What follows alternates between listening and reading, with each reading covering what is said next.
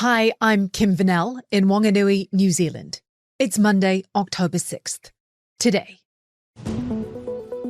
Hamas and Israel head to Egypt to discuss Trump's plan to end the war in Gaza as pressure builds to get a deal done.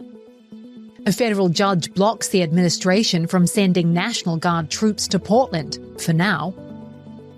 Trump supporters grow concerned about the changes to vaccine advice. And a rollercoaster Octoberfest comes to a close. This is Reuters World News, bringing you everything you need to know from the front lines in 10 minutes, 7 days a week.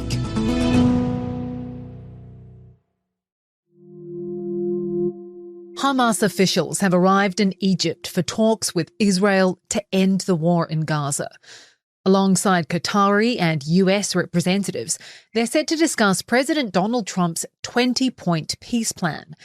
Trump says the first phase of that plan, the release of hostages in exchange for the release of Palestinian prisoners, should be settled by the end of the week. We don't need flexibility because everybody's pretty much agreed to it, but there'll always be some changes. Under the plan, Gaza would be transformed into a demilitarized zone governed by a temporary technocratic Palestinian committee with oversight from an international body chaired by Donald Trump. While both Hamas and Israel have agreed to some parts of the proposal, pitfalls remain. Hamas hasn't committed to disarmament, and the timeline for Israel's full exit from Gaza is unclear. Jerusalem correspondent Mayan Lubal says while everyone is focused on the first phase, the release of hostages and Palestinian prisoners, that these talks are trying to avoid a phased approach. The last ceasefire in January this year was leaving some of the more difficult, complicated questions to later. So what they're trying to do now, according to some of the officials involved, is have answers to those difficult questions already locked down. Whether they'll manage to do that is a big, big question. Hamas has avoided, basically sidestepped the question of its own disarmament. It's so far rejected any calls to lay down its weapons. Israel is not clear about the pace and extent of its withdrawal from Gaza. And then there's the question, of course, of who will govern the Strip. With tomorrow marking 2 years since the October 7th Hamas attack on Israel, and with a possible end to the war in sight, pressure is ramping up from both pro-Palestinian demonstrators and from Israelis wanting the return of hostages. In Tel Aviv, demonstrators gathered in what's become known as Hostages Square, while in Jerusalem, families of those still being held set up what they call a tent for hope outside Prime Minister Benjamin Netanyahu's house. Demonstrations in support of Palestinians, meanwhile, took place in Istanbul, New Delhi, and Amsterdam, where those gathered called for an end to the war and a safe future for Palestinians. And Israel's ruling coalition is at risk of collapse over the Gaza peace plan.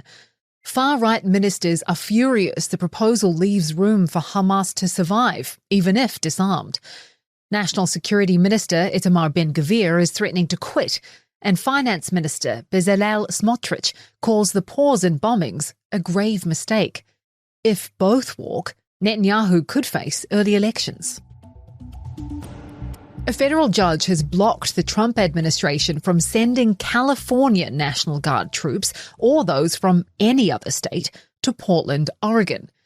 The plan to send troops from California was a workaround after the same judge earlier blocked the deployment of Oregon National Guard troops, ruling there's no evidence recent protests justify military intervention. No president is allowed to make up facts or rely on social media trolling or posts when deploying the United States military in our cities.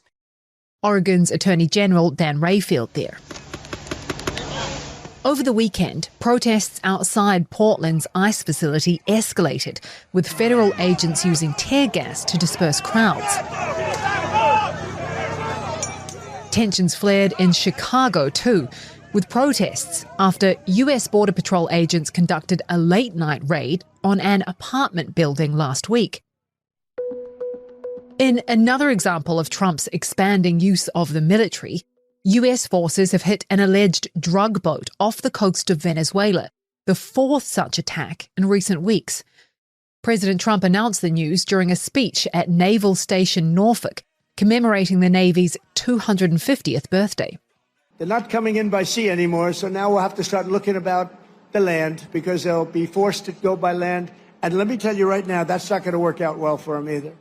Venezuela, which denies drugs are being smuggled from its territory, says it's spoken to Russia about the attacks and has Moscow's full support. In an unexpected move, French Prime Minister Sébastien Lecornu has resigned just hours before his newly appointed cabinet was due to meet. The lineup, unveiled Sunday night, sparked immediate outrage, with some finding it too right-wing, others not enough. Lecornu was President Emmanuel Macron's fifth prime minister in just 2 years. Bitcoin reached all-time highs over the weekend, with analysts expecting it to continue as the US government shutdown rolls on. The Senate will vote for a fifth time later today on a stopgap funding bill that would end the shutdown. But it appears there's little sign of progress between Democrats and Republicans to get a bill over the line, even as the Trump administration is renewing its threat to lay off federal workers en masse. As lawmakers remain gridlocked in Washington, another political fight is unfolding over vaccines. The Trump administration's shifting stance, shaped by Health Secretary Robert F. Kennedy Jr., is stirring debate even among Trump's own supporters. For months, our reporter Julia Hart has been checking in with a group of 20 Trump voters to get their take on everything from tariffs to immigration. And when she asked them about vaccines, the response was nuanced. Nearly all of the 20 voters I spoke to were pretty skeptical about the COVID-19 vaccine in particular. Many of them also expressed concerns about vaccinations more broadly, but the COVID vaccine really is the subject of a lot of doubt, a lot of concern among these voters.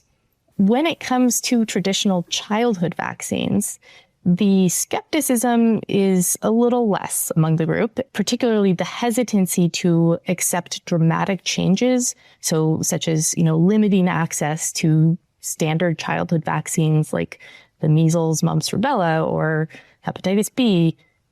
This group is quite wary of that. Every voter I spoke to in this group of 20 had sort of a red line about the amount of change they would accept before they grew alarmed.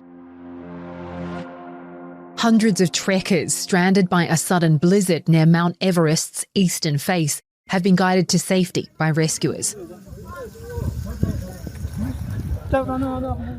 Chinese state media says 350 have made it to the township of Chidang, and the remaining 200 plus are expected to reach safety in stages. The unusually heavy snowfall trapped nearly 1,000 people in the remote Karma Valley, where temperatures dropped below freezing and some trekkers suffered hypothermia. And finally today, with the last beers downed and the final chicken bones picked clean, Munich's 190th Octoberfest wraps up with 6.5 million guests raising a glass, or several, over 2 wild weeks. This year's event was a roller coaster with record heat and a day lost due to a bomb scare. Festival goers managed to misplace more than 4,000 wallets, phones and umbrellas, but not their party spirit.